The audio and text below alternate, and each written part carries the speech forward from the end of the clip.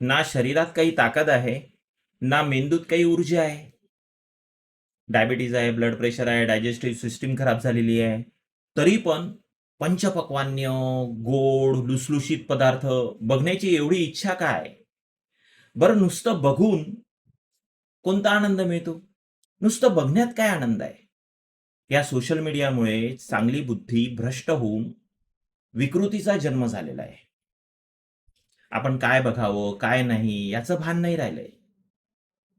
जनी निंद्यते सर्व सोडून द्यावे, जनी वंद्यते सर्व भावे करावे.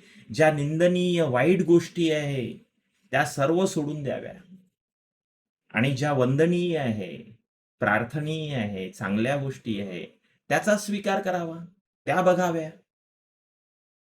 जेवढं साधं आहे तेच उत्तम आहे.